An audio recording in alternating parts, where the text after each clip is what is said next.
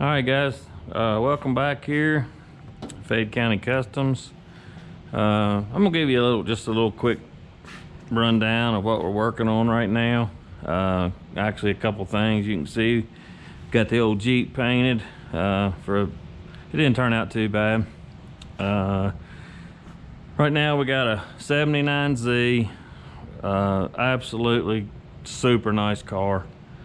It came from Maryland. It was redone in 2006, somewhere around in there, and it wasn't the best paint job, but it's showing its age a little bit since the last restoration. So we're just gonna go back over it. The guy wanted us to repaint it. We're gonna take off these factory moldings here. The car had a bunch of runs in it from where they had painted it before. A couple spots where they had burnt through, I guess, trying to rub it a little bit. But anyway, and some of the stuff that I'm going to show you and tell you, it doesn't mean that this is the only way to do it. This is what I do. I've been doing this for about 35 years. This is just my way. There's a million different ways to do body work. Some of you might think I'm crazy how I'm doing it, but I just try to, this has worked good for me for this many years. So again, you know, some of the things that I do. You can see here, these fenders always have a ton of dents on them all the way down. People leaning over, working on the motor. They're always like that. Every one I do, it's the same way. So I just put a skim coat filler all the way across it, use my long block, and they'll come out perfectly straight. On the doors here, you can see the molding that we took off that I was showing you on the other side. It had little holes in it underneath it. The factory ones sometimes had rivets. So what I done was I welded them up all the way down through here. Thin coat of mud over top of every place that I welded. I took the long block. I long blocked the whole door, quarter, everything with 180. I could see any low spots that I had anywhere. And so that's all this is. The car had absolutely no rust on it anywhere, but these were just some dents.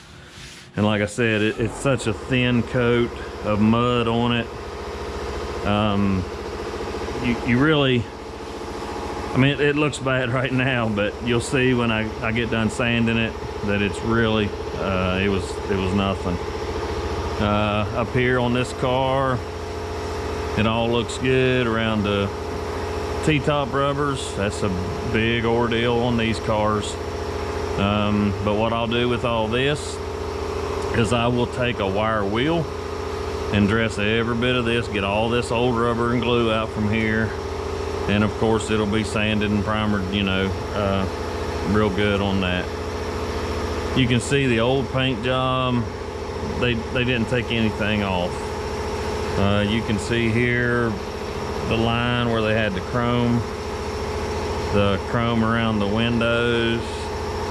I mean, it does such a much better job if you take everything off. And that's what we do here, is we disassemble more or less the whole car. You can see we keep it masked up good. We don't want any overspray, any dirt and dust, you know, all over the motor. This car's got a new ZZ4 motor in it. So there's no use in getting, you know, a bunch of dust and dirt on something that we don't have to. Of course, we'll take out these vents. We're about ready on this side over here. We've got the bottom piece of the inner fender down, so I can get up and underneath here to get to the bolts on that. You can see we've taken off the mirrors on the other side. This is all the chrome that I was talking about. So, you know, we're going to disassemble the car and make it, try to make it just a really good paint job. So with all that, you know, you can look down the side of this car, and I mean, it really is, it's a nice car. There's a few dents and dings here and there, so it's not going to be real hard to fix and repair.